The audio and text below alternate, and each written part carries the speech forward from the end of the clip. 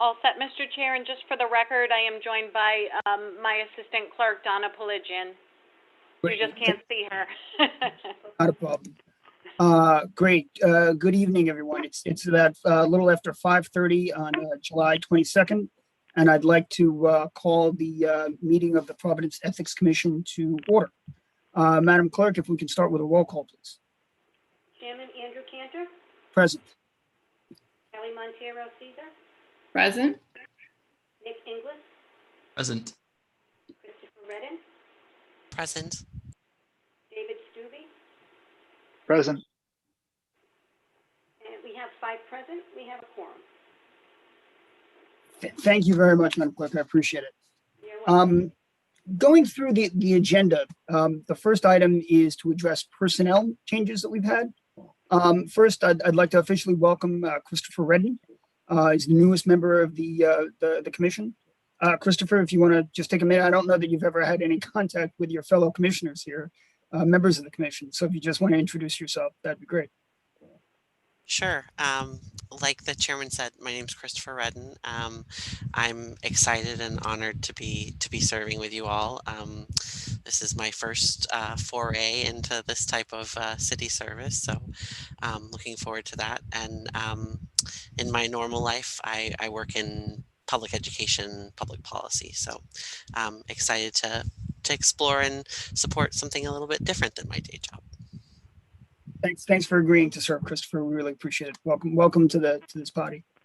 Some other changes that I understand you are probably all aware of, but since it's a public meeting, I don't know who else is familiar with the fact that Adrian Southgate, our longtime legal advisor and counsel to the commission, I understand has retired.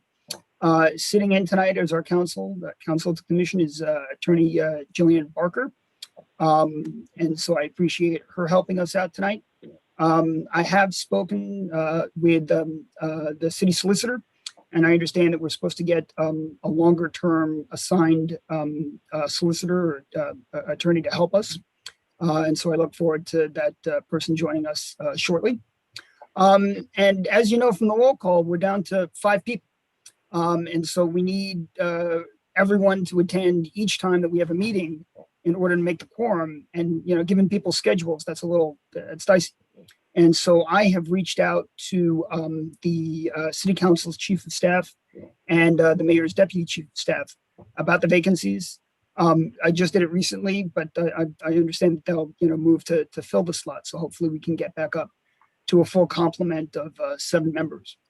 Along the lines of just personnel issues, I don't believe since the last person left, we don't have a vice chair. And so I might wait until we have maybe one or both of the slots filled to hold that vote, to have someone appointed. I think it's important that we do have a vice chair. And so we'll see. I don't want to put it out too long, but that is something that I just want to flag for everyone, that that's something that we should probably do. And so that's it. That's the the first item on the agenda is personnel. Yes, David. Andrew, just one quick point I'd like to clarify with the clerk. Maybe would we actually still have quorum with 4 members, or do we actually need 5 for quorum on a 7-member board? You need 5. It's half plus 1. Huh. So. Oh. All right. Elaine, can you clarify that? Yeah, so I know that we've had this, Tina, you and I and Yeah. Sean have gone around and around about this with the para board. My opinion is that it is a quorum of the members that are seated. So even though you do have a 7-member board, you're down to 5. My opinion would be that a quorum would be 3 of you. Okay. I mean, it's obviously up to the chair and the board, however you feel comfortable proceeding, knowing that there is a little bit of a difference of opinion. But that's my interpretation of the open meetings requirement. Well, that's interesting. That's clarifying, and that's helpful. Just going forward, I think safe practice would dictate that we try to fill the 2 slots anyway. And just going forward, just get as many people as we can. I would hate to do something, particularly something significant like passing a policy, or certainly having a probable cause hearing, and not have the requisite number of people, and have that challenge. We certainly wouldn't want anything that we did to be undone. And so, I Absolutely. appreciate that advice. I'd have to give it some thought. Perhaps if it's just discussion, we might, hold it with fewer than, 5. But I think I'd be more comfortable going, with 5, at least, where we can. Yeah, and that's completely up to you. So yes. David, that's a good point. Thank you very much. I appreciate it. And so that brings us to the second item on the agenda, which is discussion and possible vote on a policy. The policy, I guess, would be numbered 2021-1. It's the first policy of this year, and it relates to how we would hold a probable cause hearing. Just for background, and Christopher, I know you were involved in this, up until very recently. The ordinance and regulations that have been passed require us to adjudicate complaints that are filed with the commission. There are actually 2 complaints that are pending, and the way that works is the complaint comes in.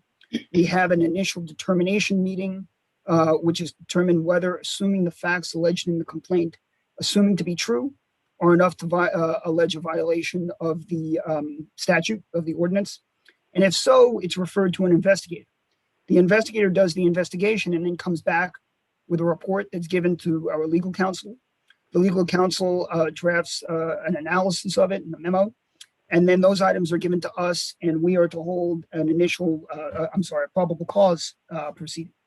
But that's really all the guidance that we're given. There's nothing in the ordinance, there's nothing in the regulations, and there's nothing in any policy that's been passed to date that talk about what that probable cause hearing looks like. And it's important, certainly, for the complaints that have already been filed, but also going forward, just in the future, to make sure that we have a policy that's fair. It's important that we provide, procedural and substantive due process to respondents that are accused of ethical wrongdoing. And so that's what I attempted to do. I've drafted, this proposed policy. I think and hope that all of you have seen it. It was certainly sent to the clerk, and I hope it's circulated and that you had a few moments to look at it. But just briefly walking through what I'm proposing, it sets out, what we would be doing in adjudicating the 2 complaints that we have and anything in the future. And so, for example, the policy gives the respondent notice of the hearing, gives the respondent a copy of the investigator's report. I don't know that it was clear that the respondent would get a copy of that until this policy. And so I think it'd be fair for the respondent to get a copy of the charge and what the investigator found. Gives the respondent a chance to respond to anything in writing before the hearing. And then it sets out what the actual probable cause hearing would look like. Rules of evidence, makes it clear that there's presumption of innocence, talks about,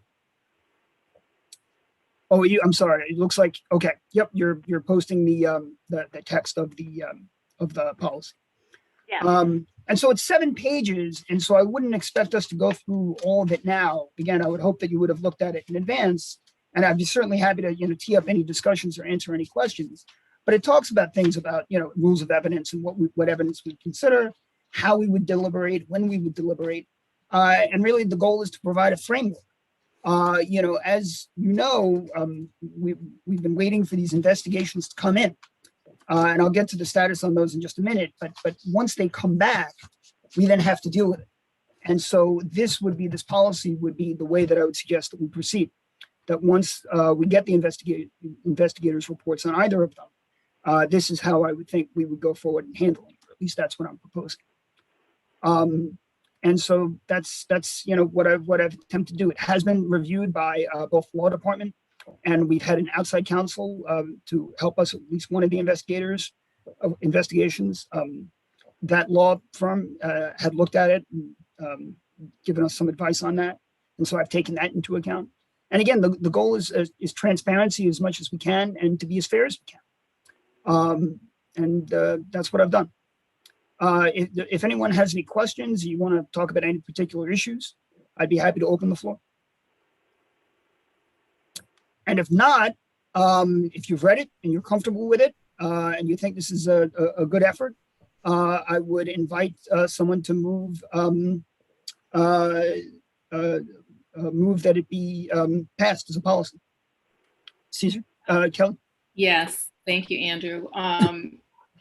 Just, after reading a couple of times, I think it's definitely detailed and lays out a process that would be helpful to start. My initial comment, one I think probably is a little easier to discuss, is I think it does a really good job at being gender neutral. There are a few instances where there are still some personal pronouns, and I would just recommend that we do away with any personal pronouns at all, just to make it entirely inclusive. So that's a fair point. And in fact, that had been brought to my attention before, and I apologize for not addressing that. I had been focused on the substance. Not that that's not substantive and important. It certainly is, but I would take that into account. Thank you. And something else, Kelly, did you have a second point? Not at this time. Okay. All right. Thank you. All right. Can I? Yeah. I was wondering if either Jillian or Rosa might have a thought on how this compares to other boards that have adjudication or sort of this kind of function. Maybe the Board of Licenses or other groups I know have similar or related processes in the city, and I was wondering if you have a perspective you'd care to share. The only thing is, before Jillian answers, I don't want to put her on the spot because I don't know that she has read it in advance. I know it was posted, but I don't know that she was assigned to help us and fill in until very shortly before the meeting. So if she knows, I'd certainly welcome her input, but I just want to make sure we're not putting her on the spot. Yes, thank you, Andrew. I would just defer to Rosa on this. I know she's had involvement with it. I was going to say that I had a chance to read this. However, I don't sit on other boards, so I'd have to do some research to look at their protocol or their policies and see how they adjudicate matters. But this is the only board I sit on. I wouldn't. Okay. Does anyone have any comments? Because I think I have an idea about how to address the use of pronouns. What I might consider is if someone would be willing to move passage of this policy, and then so that everyone, we do have investigations that are pending, people would understand at least what the protocol is overall, and then the next meeting we could pass an amended one that would address the pronoun issue. So that's something that people would be open to do, or would you want me to come back and revise it and come back with a policy that has the appropriate pronouns and gender references? I have a couple of questions, Andrew. Is this the sum total, or will there be a definition section? This was what I had drafted. I mean, if you have suggested definitions, then maybe you can suggest that. Anything specifically that comes to mind? Well, probably just a couple of things that could either a definition section when we amend the policy, or just rewording a couple of lines just to make it easier for a lay person to understand. So right. I guess we can leave that for the amendment. Well, then why don't we do this? All right. I'm hearing that there are edits that at least Kelly and perhaps others would like to make. The draft that I have was posted with the clerk, and I think people can get a copy of that, and so they have an idea of the direction that we're going in. But maybe it would be best to just actually pass the final policy. And so why don't we table this? All right, and at the next meeting we could come up with a more definitive draft that would address any definitions that need to be done and the pronoun issue, and that way we're passing just one. I don't want to put this off too long, but I understand. I want to make sure that we do get it right because this will be the policy going forward. David, I think you had your hand up. You're on mute. Sorry, I think Mr. Taylor actually has a question. If I understand his use of Zoom. Yes, I do. Mr. Chairman, I was just wondering, does the board have the right to change any rules or laws, or does it have to go back into the city council ordinance and, have the council and the mayor approve it? How does that work?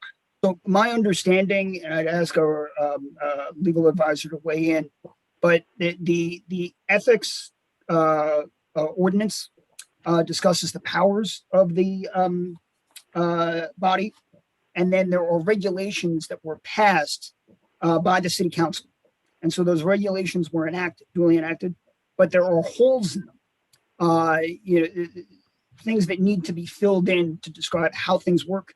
And my understanding is that those regulations gives us the ability to pass those as a policy. And this could be done without being ratified by the city council or by the mayor. That it was specifically contemplated when they enacted the regulations about, for example, the probable cause hearing, that there was the understanding that we would be filling in those gaps. And so my understanding that this would be a policy that would not require ratification. Anyone want to chime in and correct me if you think I'm wrong? Just a furtherance in that, this represents third or fourth policy that has been passed. So there's precedent here and really just filling in the procedural gaps left in the mandate. I think that is consistent. Yeah, go ahead. Consistent with other boards and commissions in the city that have similar operating procedures. Okay, thank you. So then I would suggest tabling this. I don't know, Madam Clerk, is that something that I would have to move, that I would ask for a motion to table I would the ask policy? for a motion to continue. Okay, all right. I would ask for a motion to continue item 2 on the agenda. Motion to continue, and thank you so much for your work on this, Andrew. I'm really excited. We're very close here. Anyone care to second that motion to continue? I'll second it. This is as close to a solid process as we've had, and we've had a lot of discussion over my time here. So I'm pleased that we're moving close. Okay, thank you. And so, Madam Clerk, if we can call the vote on the motion to table. You can just call all in favor. We can do it by voice vote. All in favor? Aye. Aye. Opposed? Any opposed? Seeing no opposition, I believe the motion to table passes. Okay. The third item on the agenda, which is tied to the second one, is the status of the investigations. As you well know, they've been pending for quite some time. Attorney Coyne is investigating one matter, and then Attorney Levin is investigating another. I have reached out to the law department to make sure that those investigations get back in gear to the extent that they were put on hiatus by COVID or any other reason. I know originally that there was some appearance of conflict of interest, and so outside counsel was appointed. And needless to say, this is not how I envisioned these investigations going. It has been, an inordinate delay, and again, I sincerely apologize for that. That said, I'm hopeful, very hopeful, that we can get things unstuck. We can get the investigators' final finished product as far as the report, and then we can pass the probable cause proceeding and take it from there. And so I promise you that I will be on top of the law department and each of the investigators or outside counsel where appropriate to make sure that things proceed from here.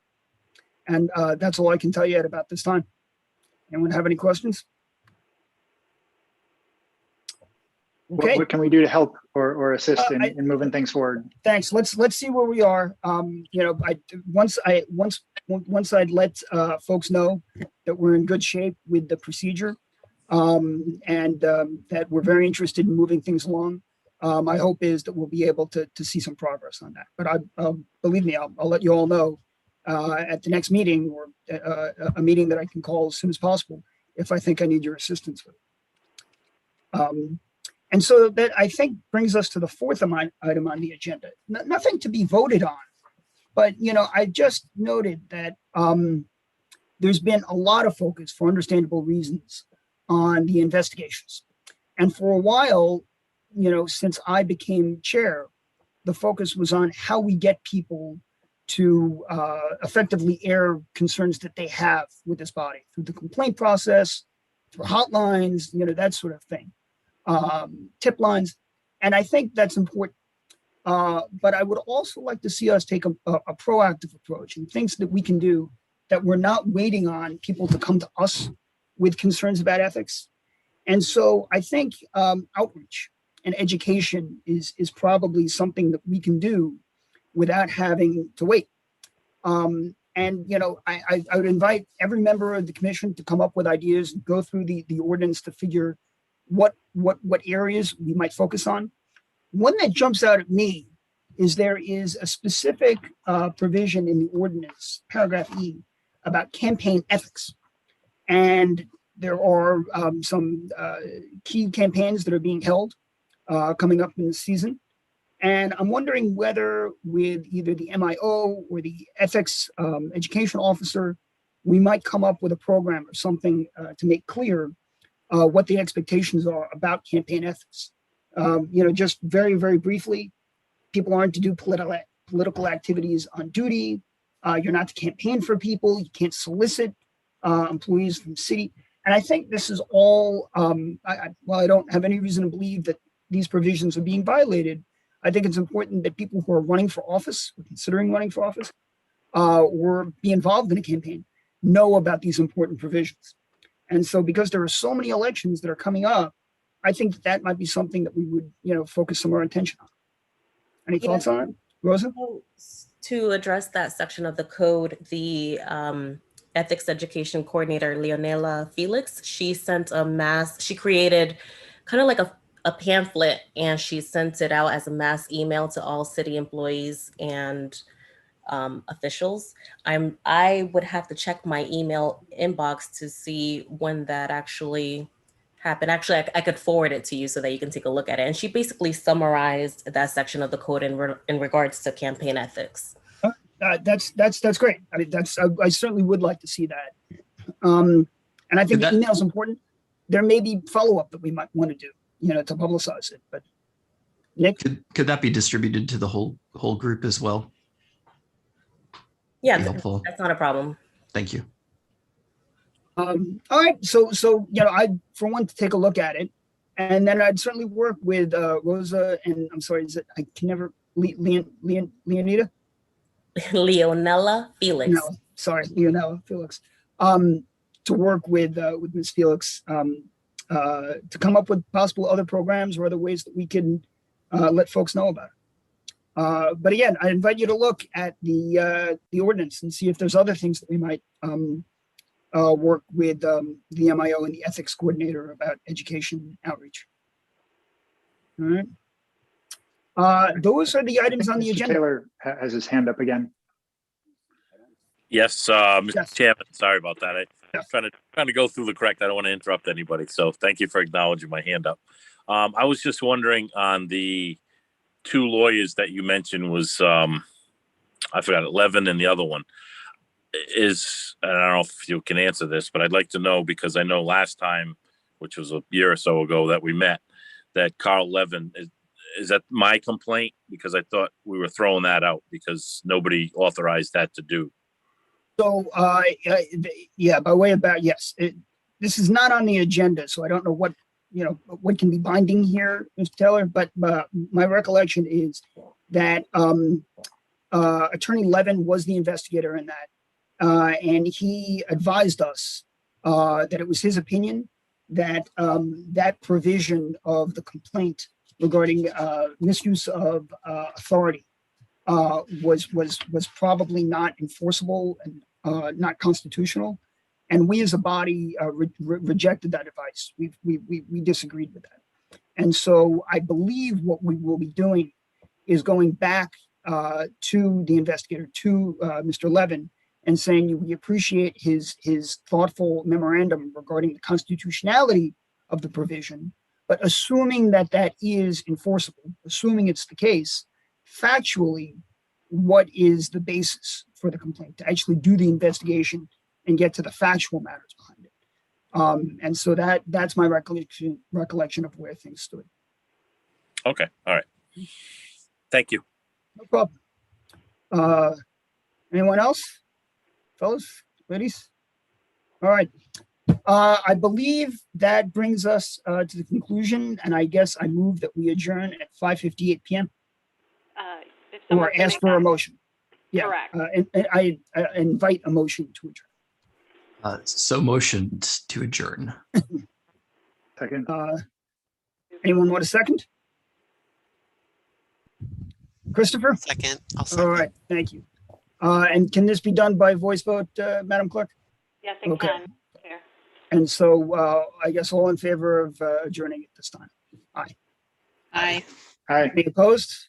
Hearing no opposition, Madam Clerk, can we adjourn? You may adjourn. All right, and you'll stop the recording? Okay, I thank will. you. All right, take care, everyone. We'll be in Thank touch. you Good all. night, everyone. Thank you. And look Wonderful forward to seeing you all in seeing person. Be well. Yeah. Thank you. Look forward to seeing you all in person next time. Be well. Yes, that's right, that's right.